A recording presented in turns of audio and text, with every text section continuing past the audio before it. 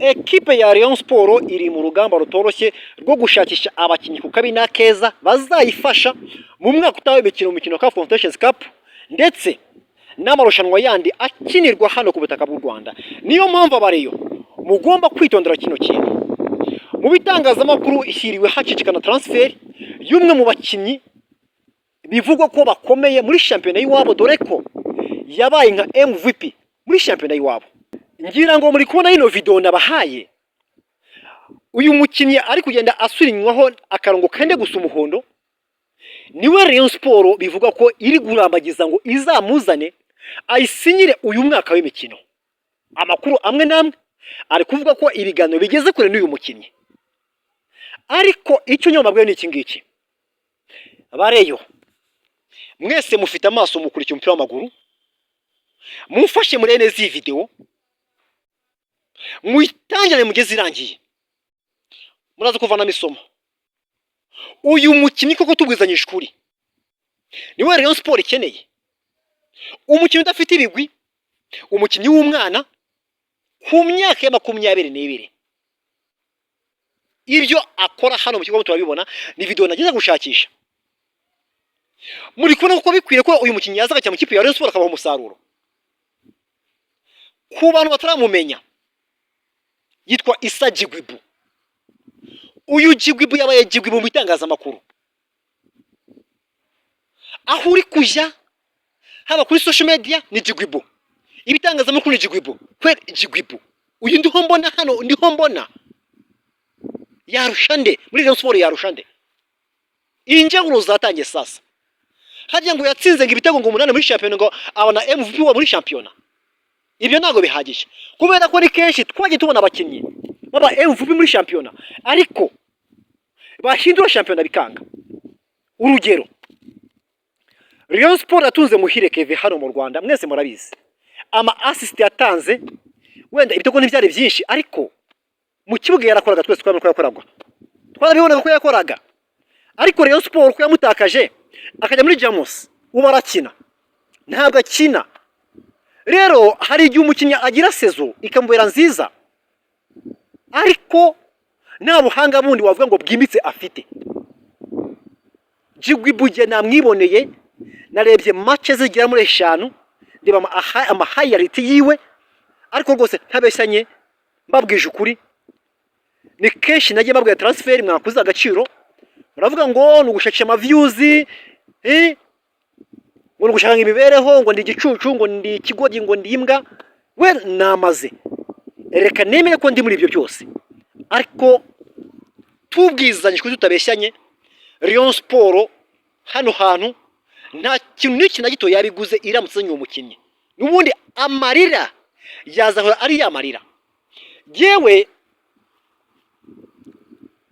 nashakishije amakuru ashoboka ku bakinnyi Rayon Sport gushaka kuri nimero 10, mbabwira umukinnyi w'umunyanigeria ukinira ekipe yitwa Wiki Tourist, yitwa Jonathan Jeftef Mariga. Uyu mukinnyi yatsinze ibitego 13 kandi akina ku 10. Ibaze umukinnyi akinira ikipe iri ku mwanya wa 18 muri shampiyona. Wumve neza, agize gutya za nyimba zivamo ibitego, za Enugu Rangers azitsinda ibitego, za Rivers United atsinda ibitego.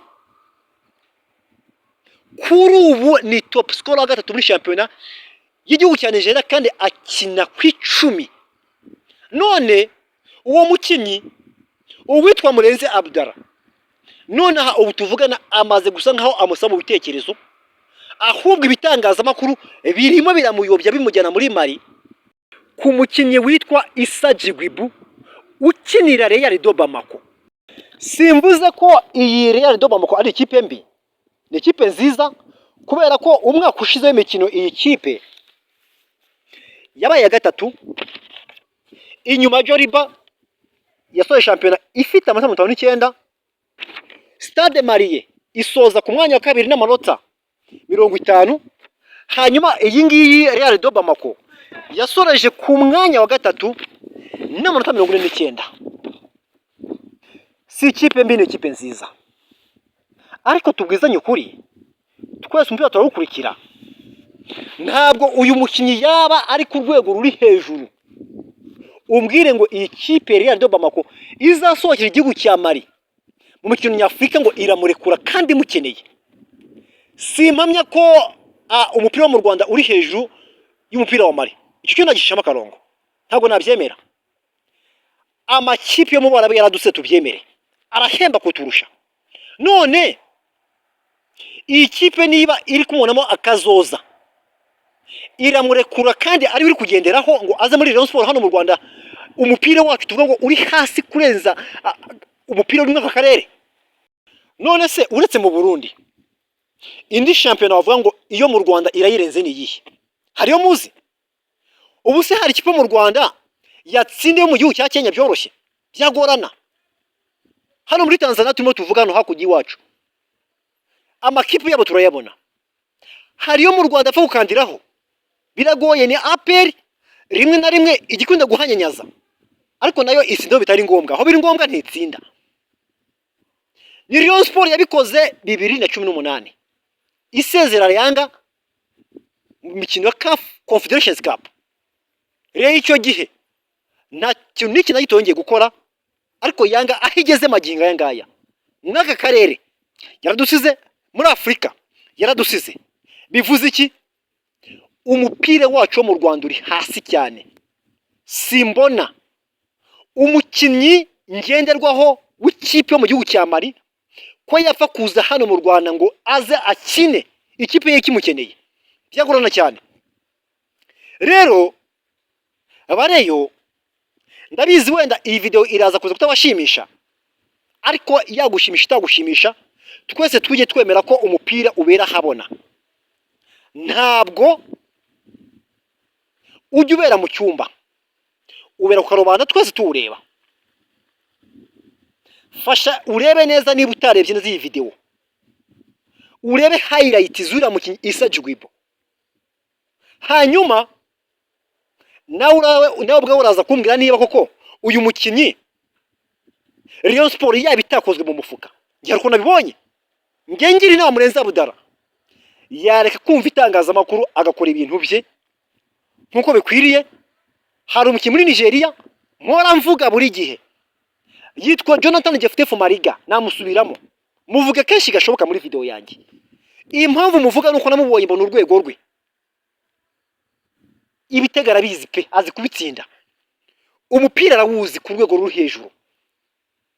Niba ari top scorer wa gatatu akina hagati kuri nimero 10 kandi Rayon Sport ikaba ibizi neza ko igomba gukenera nimero 10 utsinda ibitego nkuko rero ifite principe yuko igomba gushakisha abakinyi kukabina keza babaye aba top scorer iwabo mu bihugu byibura wateranye nimero 7, nimero 11, nimero 10, nimero 9, ibitego 50 bikaboneka. Irabikura hehe? Irajya muri Mariza n'uwa mwana w'uruhinja? Biragoye cyane. Rero nsoza iyi nkuru yanjye, bare nsubiramo bwa nyuma, mwere gushukwa n'itangazamakuru riri kubabeshya. Mwatangiye mugura nabi, mugeze hagati mugura neza, ariko ikigaragara cyo birasa nkaho murimo musoza nabi recruitment zanyu, kandi mwakabaye mubikora mu buryo bwanyu bwiza, ikipe yanyu ikazabona umusaruro umwaka utaha w'imikino. Issa Djigui kishiyemo umurongo munini cyane, iyi transfer ndayihakanye. Reyo niba ishaka kugera mu matsinda ibikombe kabitwara umwaka utaha w'imikino, nije muri Nigeria wenda umwataka mbawoma imwihorere, ariko uriya numero 10 witwa Jonathan Jeftefu Mariga wa Wiki Tourist aze asinyire Murera, ibikombe muzabibona. Kubatamuzi n'uyu nguyu uri mu kuboko kw'iburyo ufashe ku kirangantego cya Rayon Sport, hanyuma uriya wundi muri kubona yitwa Issa Djigui n'umunyemari. Reka nkurozinge, mwakoze kudukurikira. Iyi yari Inyenyeri TV Rwanda, ntajye va ku mikoro nitwa Claver Regis Peterson. Ciao, hasta la vista. Imana ibarinde.